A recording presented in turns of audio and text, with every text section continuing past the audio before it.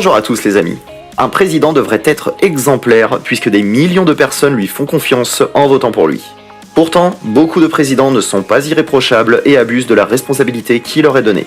Entre Nicolas Sarkozy condamné à 3 ans de prison ferme à un président condamné à 50 ans de prison, on se lance à la découverte de 7 présidents qui ont été condamnés à la prison. Je n'ai jamais trahi la confiance des Français.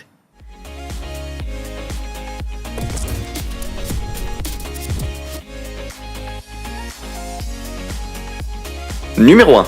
Charles Taylor, Libéria. En premier lieu, nous avons donc un président du Libéria, Charles Taylor. Il a été condamné en 2012 pour crime contre l'humanité. En effet, il a été à la tête du Libéria entre 1997 et 2003. Mais c'est 9 ans après la fin de son exercice qu'il est condamné à plus de 50 ans de prison par la justice internationale. La raison ? Les crimes contre l'humanité qu'il a commis pendant la guerre civile en Sierra Leone qui a fait 120 000 morts. A noter qu'il a été jugé depuis le tribunal militaire de Nuremberg, très connu pour avoir été le lieu de jugement des hauts dignitaires nazis de la Seconde Guerre mondiale. Il purge aujourd'hui sa peine dans un établissement de prison de haute sécurité de Falkland, dans le nord-est de l'Angleterre. Numéro 2. Nicolas Sarkozy, France. Le 1er mars 2021, Nicolas Sarkozy a été condamné à 3 ans de prison, dont 1 an de prison ferme et 2 ans de prison avec sursis. Il a été condamné pour corruption et trafic d'influence. Pour rappel, Nicolas Sarkozy a été le président de la France entre 2007 et 2012. En septembre 2013, les enquêteurs placent Nicolas Sarkozy sur écoute, dans le cadre du financement illégal de sa campagne par la Libye en 2007. Cette affaire est aussi appelée l'affaire Big Malion. C'est en mettant Nicolas Sarkozy sur écoute que les enquêteurs découvrent une ligne téléphonique secrète au nom de Paul Bismuth, sur laquelle communiquent l'ancien président et son avocat Thierry Herzog.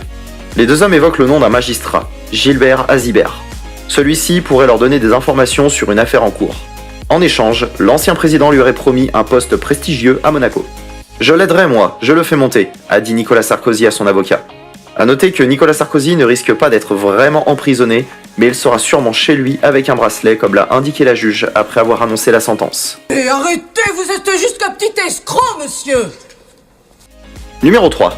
Manuel Noriega, Panama.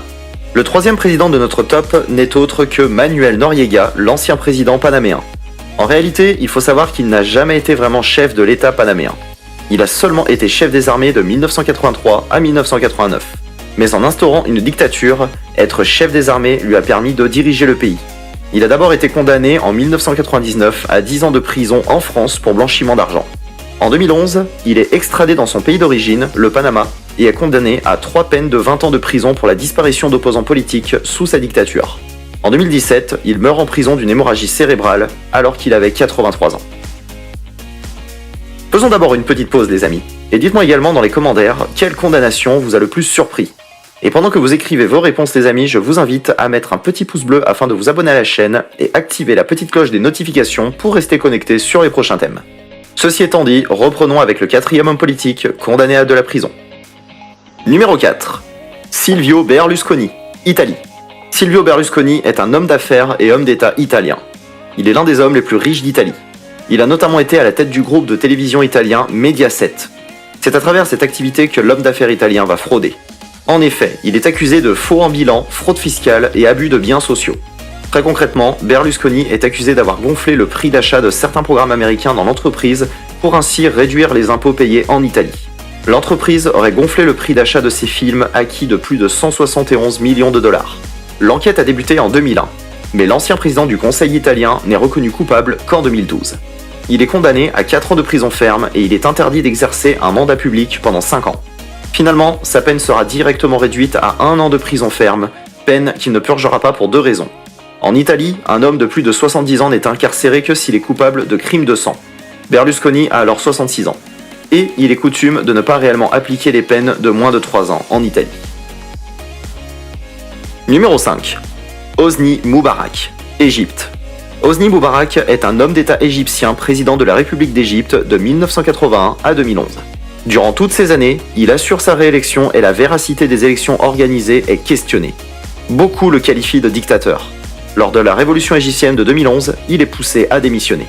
Il est d'abord mis en examen pour corruption lors de son mandat et pour la mort de certains civils lors de la révolution, plus précisément pour meurtre et tentative de meurtre sur des manifestants, abus de pouvoir et de biens sociaux et atteinte aux intérêts de l'État. Il risque alors la peine de mort, mais il est condamné à la prison à perpétuité en 2012. En 2015, il est condamné à 3 ans de prison pour avoir détourné 10 millions d'euros d'argent public. La santé de l'ancien président se dégradait de plus en plus et en 2017, il est acquitté. Il meurt en 2020 à l'âge de 91 ans. Numéro 6. Alfonso Portillo, Guatemala. Le 6e président de ce top est un ancien président guatémaltèque, Alfonso Portillo. Cet ancien président conservateur a dirigé le Guatemala entre 2000 et 2004. Les accusations qui lui sont adressées sont dues au blanchiment d'argent sale venant de la drogue dans des banques américaines. Il est d'abord incarcéré au Guatemala en 2010. En 2013, il est transféré aux États-Unis où il est condamné à 1 an de prison. 1 an plus tard, il est condamné à 5 ans et 10 mois de prison. Il obtient néanmoins de la justice américaine l'allègement de sa peine du nombre d'années d'incarcération déjà purgées au Guatemala. Numéro 7. Luis Inácio Lula, Brésil. Lula est un homme d'État brésilien qui a été président du Brésil de 2003 à 2011. Après sa présidence, Lula est mis en cause dans plusieurs affaires judiciaires comprenant de la corruption, du blanchiment d'argent, du détournement de fonds publics, etc. Il se défend et affirme ne rien avoir fait d'illégal pendant qu'il était président. La principale affaire le concernant est son implication dans le célèbre scandale Petrobras. Il aurait accepté une énorme somme d'argent ainsi qu'un appartement de luxe en remerciement de son intervention pour l'attribution de contrats à l'entreprise pétrolière Petrobras. En 2017, il est condamné à 9 ans et 6 mois de prison.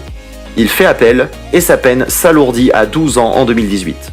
Lors de l'élection présidentielle, il choisit de se présenter et est ultra favori dans les sondages. Mais suite à son accusation, le tribunal suprême fédéral décide de son inéligibilité et Haddad, qui se présente à la place de Lula pour le parti travailliste, subit une défaite face à Jair Bolsonaro, l'actuel président de la République brésilienne. Il est finalement acquitté en 2019 et libéré, mais reste mis en examen dans 6 affaires de corruption.